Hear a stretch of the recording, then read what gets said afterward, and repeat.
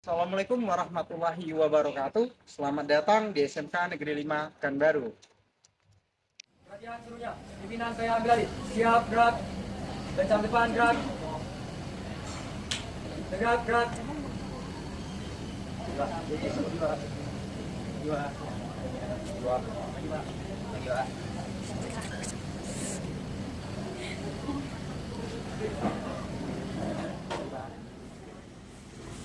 Assalamualaikum warahmatullahi wabarakatuh.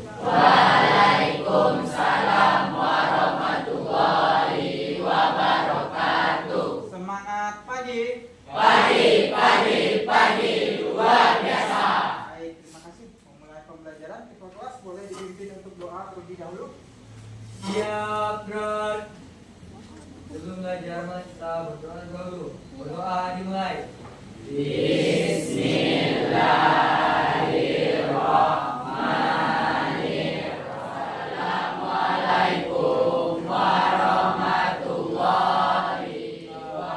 Datang hadir kehadiran kita pada pagi hari ini untuk pembelajaran kita. Ahmad Nafal Arasya, Azan Imbang Saputra, Fazila, Keiza Serina Rahman, Maulana. Oke, terima kasih. Baik, bagaimana kabarnya hari ini? Baik, pada pagi hari ini kita bertemu kembali di pembelajaran coding dan KA. Nah, pada hari ini kita akan membahas terkait tentang berpikir komputasional di dalam kehidupan sehari-hari. Nah, apa saja yang akan kita bahas? Yang pertama nanti kita terkait tentang memecahkan masalah dalam kehidupan sehari-hari. Bagaimana cara berpikir kita yang sistematis dan logis yang dapat membantu komputasional, berpikir komputasional ini penting. Ada yang mau memberi pendapat? Silakan. Silakan banyak lagi. Yang lain juga ya. Jadi perspektif saya dengan menerapkan pola pikir secara komputasional dapat membantu kita dalam menyelesaikan masalah dan juga kompleks dengan secara efisien dan efektif. Bagus. Ya, Banyu menyampaikan bisa menyelesaikan berbagai masalah dengan baik. Nah, bagus. Tadi sudah ada pendapat yang disampaikan oleh Banyu. Kira-kira ada lagi yang mau mengungkapkan pendapatnya? Silakan tunjuk tangan. Coba Elsa, silakan. Bagus. Panjang. Bisa membantu pekerjaan, bisa membuat kita berpikir kreatif dan inovatif. Satu orang lagi boleh? Silakan. Tunjuk tangan. Oke, Tri, silakan Tri. Kalau menurut saya nggak berpikir kompetitif. Tadi kita sudah membahas sedikit terkait tentang berpikir komputasional. Ada beberapa persepsi dan motivasi yang mau Bapak jelaskan di sini. Yang pertama kita kaitkan dengan berpikir komputasional dengan pengalaman hidup sehari-hari. Nah, di sekolah ini contohnya saja pada saat antri di kantin, pada saat jam istirahat berbunyi. Nah, dari pola berpikir tadi kita kaitkan dengan tujuan pembelajaran kita hari ini. Apa saja yang harus kita kuasai dalam pembelajaran hari ini? Yang pertama, tujuan pembelajaran hari ini adalah mengenal dekomposisi masalah. Kemudian kita bisa menemukan polanya seperti apa. Kemudian kita belajar abstraksi, berlatih menyaring informasi penting dan dari yang kurang penting seperti saat membaca berita singkat. Kemudian yang terakhir kita coba menyusun algoritma, membuat langkah-langkah sistematis untuk menyelesaikan masalah. Seperti tadi bagaimana urutan menyelesaikan masalah apabila kantin sedang rame atau dalam proses mengantri. Bisa juga seperti menulis resep makanan favorit. Terkait dengan rencana kegiatan pembelajaran kita pada hari ini, ada 4 poin pembelajaran yang harus kita lakukan. Yang pertama, ada kerja individual selama 15 menit. Kemudian nanti kita akan presentasi kelompok, dibagi juga kalian kerja kelompoknya. Kemudian terakhir baru kita melakukan refleksi bersama terkait dari pembelajaran. Ini 4 poin penting yang akan kita kerjakan di dalam proses pembelajaran. Jika kalau ada yang mau ditanyakan tentang proses kita? Kita lanjutkan? Baik, kita lanjutkan. 4 pilar berpikir komputasional. Ada 4 poin yang akan kita bahas di sini. Nah, coba dilihat. Yang pertama kita bicara tentang dekomposisi, yakninya memecahkan masalah besar menjadi bagian-bagian kecil.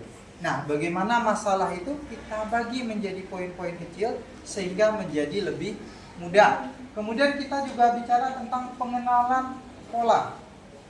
Bagaimana pola dari masalah tersebut dan bagaimana cara mengatasinya. Tadi kita bisa bagi, kemudian kita pahami juga bagaimana polanya. Sehingga nantinya kita bisa mengatasi masalah rumit itu dan menjadi lebih sederhana. Kemudian kita juga melakukan abstraksi, memfokuskan pada informasi, dan tentunya ada algoritma di sana. Langkah-langkah yang kita buat di dalam menyelesaikan masalah tersebut. Oke, studi kasus terkait masalah antrian. Tadi kita sudah bahas dan menyinggung sedikit apa saja masalah yang ada terkait tentang berpikir komputasional. Ayo sama-sama nih kita bahas terkait tadi masalah tentang antrian. Nah, kita bicara tentang antrian yang kalian alami di kantin seperti apa, bagaimana kita menyelesaikan masalahnya. Yang pertama terkait dekomposisi masalah. Ketiga terkait dengan abstraksi, fokus pada faktor utama kecepatan pelayanan dan distribusi dari siswa. Kemudian juga terkait dengan abaikan beberapa detail seperti warna seragamnya. Kita lanjutkan dengan aktivitas kelompok tentang tantangan kontekstual. Ada 3 poin, ada 3 masalah utama yang akan kita bahas. Bapak akan bagi Ananda, kalian semua menjadi 3 kelompok. Nah, silakan tentukan sendiri anggota kelompoknya, dibagi rata. Kemudian masing-masing kelompok, kelompok A membahas tentang antrian kantin, kelompok B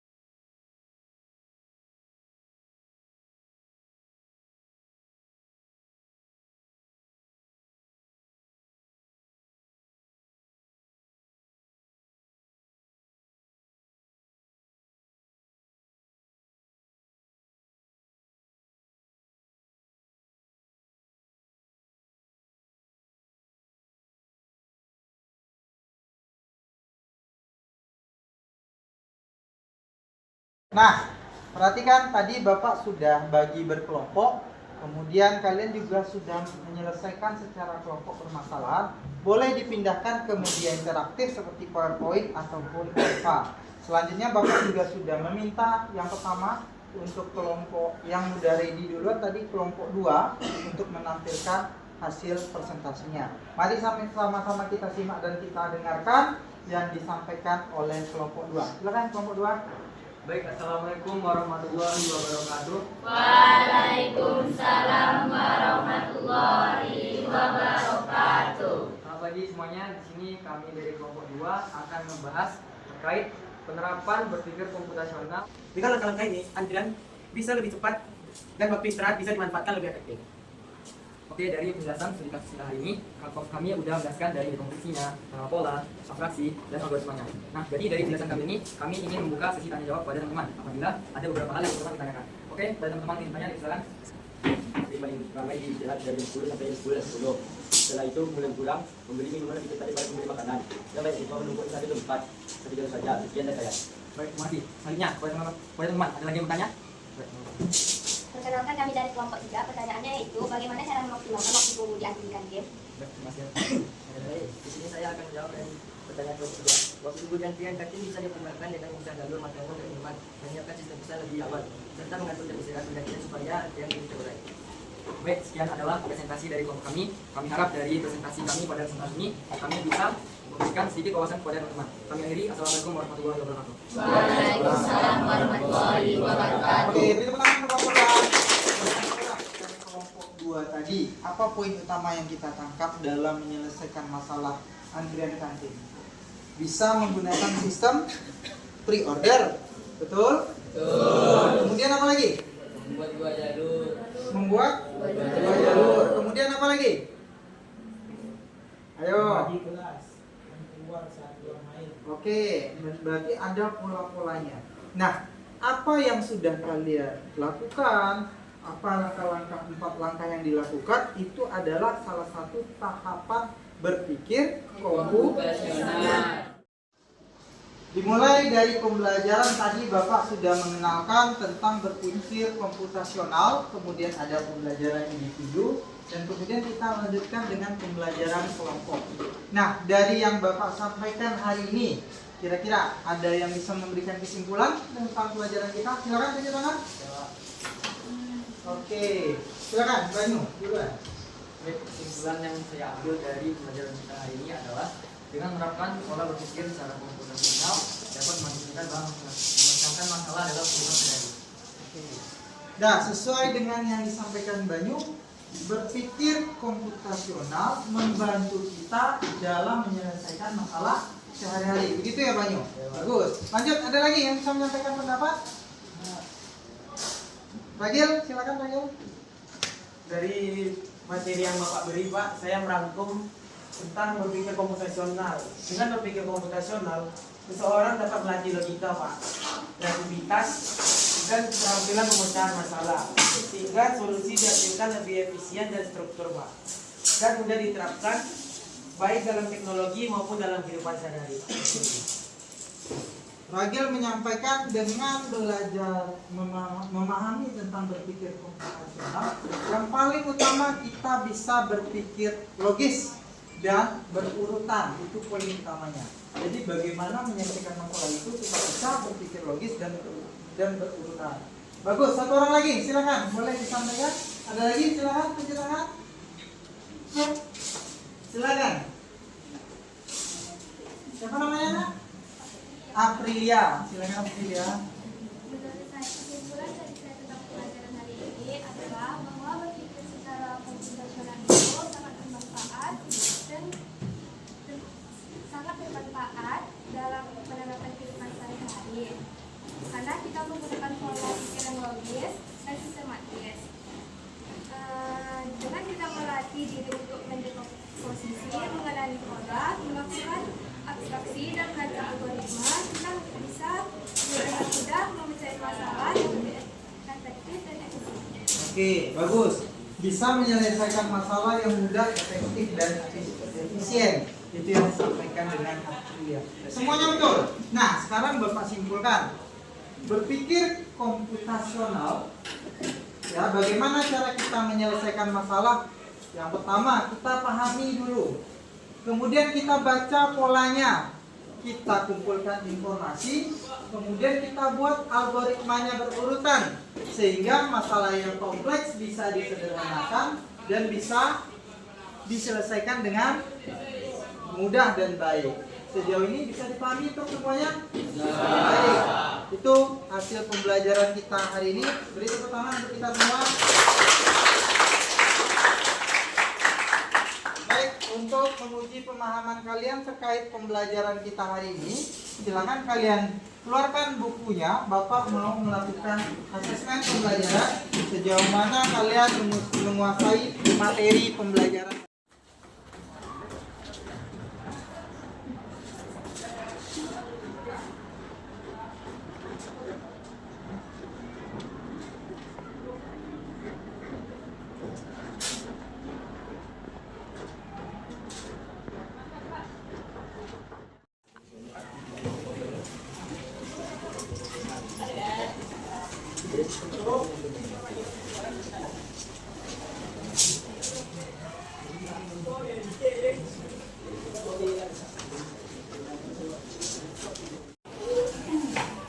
Nanti taruh ke meja Bapak ya.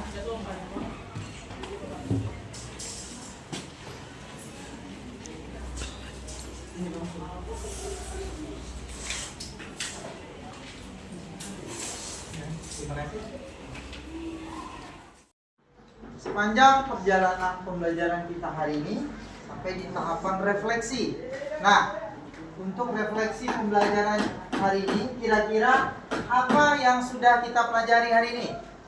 Ada yang bisa? Silakan Manu. Kita pelajari hari ini adalah tentang berpikir secara komputasional, mengikuti kompetensi, pola, atraksi, dan algoritma. Oke, bagus. Pada pembelajaran hari ini, di refleksi tadi sudah disampaikan oleh teman-teman kalian, ada beberapa hal yang dilakukan untuk berpikir komputasional. Di antaranya ada dekomposisi, penerapan pola, abstraksi, dan algoritma. Berarti ada poin-poin yang kita lakukan di dalam berpikir komputasional sehingga kita bisa memecah masalah yang rumit menjadi lebih sederhana dan bisa diselesaikan. Kemudian untuk ke depan, minggu depan kita akan lanjutkan juga materi masih tahapan bagaimana berpikir komputasional dan akan kita kaji lebih jauh dan kaitkan dengan jurusan kita di komputer jaringan. Jadi kalian boleh baca referensi, cari informasi di luar bagaimana sih berpikir komputasional ini dengan dikaitkan dengan jurusan teknik jaringan komputer dan telekomunikasi. Baik, itu pembelajaran kita hari ini. Kira-kira masih ada yang mau ditanyakan lagi? Tidak? Sudah pas? Baik, terima kasih. Pembelajaran hari ini terkait dengan berpikir komputasional, dasar-dasar dan poin-poin apa yang kita lakukan untuk berpikir komputasional sudah kalian ketahui. Dan minggu depan kita lanjutkan dengan pembelajaran selanjutnya sesuai dengan yang Bapak sampaikan sebelumnya. Terima kasih untuk pembelajaran hari ini. Bagaimana perasaan kalian? Ya kalau senang kasih tepuk tangan untuk diri kita sendiri. Baik, ketua kelas boleh disiapkan untuk mengakhiri pembelajaran. Siap, gerak. Setelah belajar, benar kita berdoa dulu. Berdoa dimulai.